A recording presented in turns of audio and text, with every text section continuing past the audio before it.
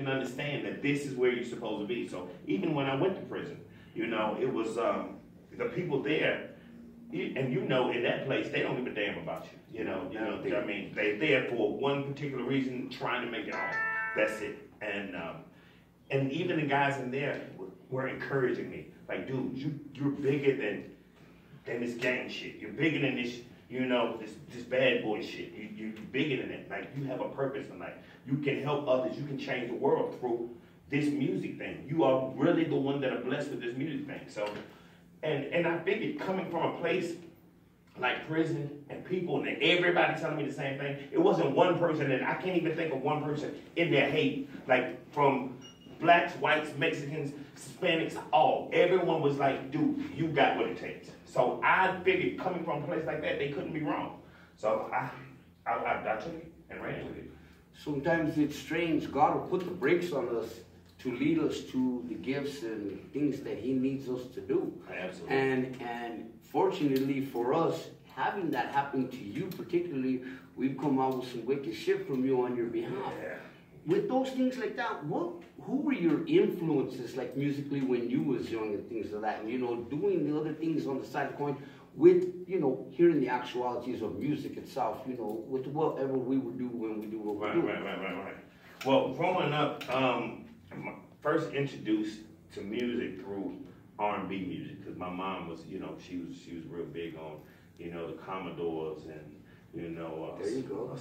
Smokey Robinson. There we go. And Motown, Motown, Marvin Gaye, all of the Motown, you know, the Jacksons and everybody. But as time gradually with the transition, and hip hop came into play. So then my first big influence and my big wish to claim to fame was when Crush Groove came out.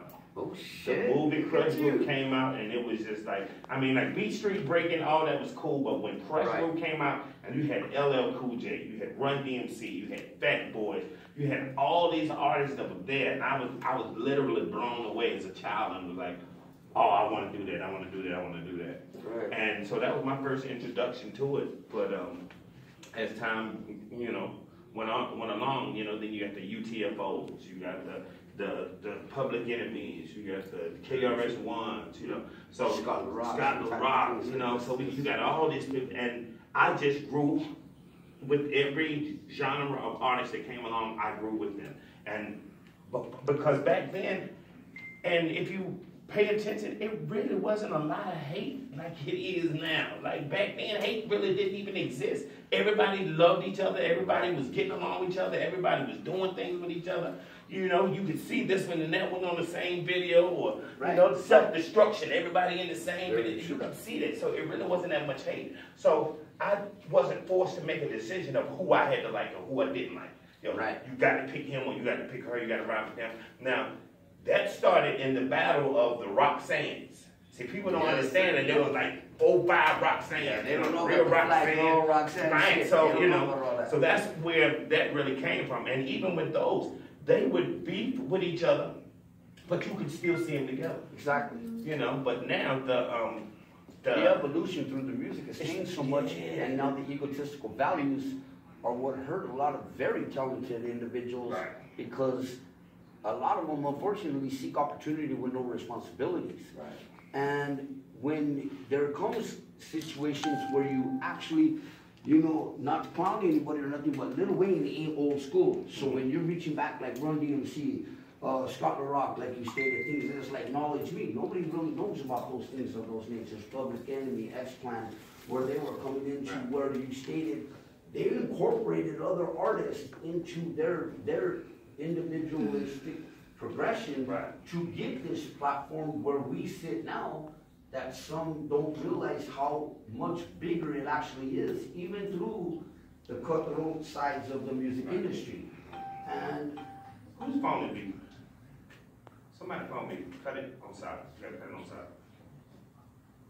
So those things like that, though, you know, when you have that calling, like the experience and the you know the actual hands-on, like, you know, in our generation where we grew up with those things, we remember those things and see the evolution of it come about. where you bring like you bring some shit to the table that's like tremendous. Yeah. I mean, no matter fucking what, how, when, where, why, I don't give a fuck if you're in the worst fucking mood. I don't give a shit you and your bitch is arguing. Right. I don't give a shit you in court on fucking a license. You here frequently, you gotta smile. Right.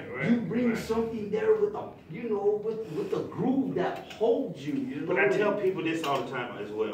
When you go into the studio and you have fun making a record, you have fucking fun making a record. Yeah, it is going to come across through the airwaves, through the individuals, through the clubs, through whatever. If you make a song in fun. Now, when you go and like these kids today, when they're making these fuck you records and these diss records, and I hate them, and I'm on this side and not on that side, right. you know, I mean, it resonates.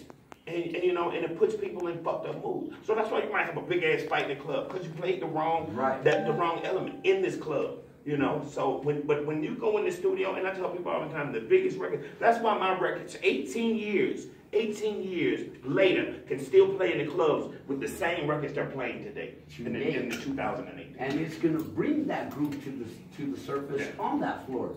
And you know, it like you stated, you know that unfortunate negativity, you know, it's sad. You know, I'm fucking this bitch, I'm driving this car, I'm making this money. But the motherfucker outside in his bitch's car, Burger King fucking just clocking out. You know, you know, not all of us is Kanye West and Taylor Swift. We still got to get some shit done. So keep it real when you're doing it, and your exposure and your humbleness should come through a lot differently. There's a lot of individuals out here who put a different thing to a sense of an assertiveness in a nature that brings a smile to your face. That's why Cardi B is winning right now. Because she kept it fucking real from the door.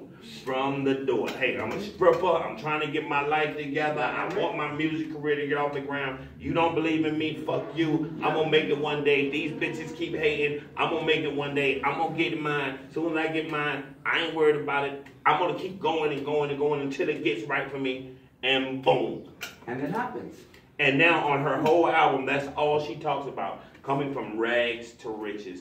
And that's why people like Oprah Winfrey listens to Cardi B. Denzel Washington listened to Cardi B because this woman kept it all the way funky from the door. Without selling her ass or selling her soul. Right. And it takes a lot of hard work, and you know, it is a different platform of a nature of actual work. Like, there are many hours. I mean, even with what we do, and then my label itself as well, like that. I mean, you can attest to that fact.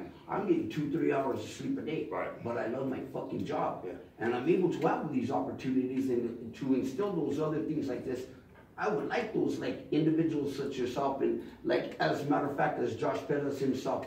These individuals leave a footprint in a positive nature, even through all the negativity. Where, like you stated, you know, you could come back 20 fucking years and you're still going to be pushing another 120 years, still with the shit that you put out now, that makes people think like that, where that positivity just grabs you. And I tell people, you can't give up. Like a lot of people saying, they call us old school artists, but they call us old school because we're not doing anything in the new school. You know, like, you don't look at, Earth, Wind, and Fire as old school artists. They just, I mean, let me see. Let me give you a prime example. When Sting or when Bon Jovi does a concert, let's go back to a throwback concert. No, you're just going to a Bon Jovi concert. But that's because they're not doing anything new. Like, put out new music. Keep doing new music.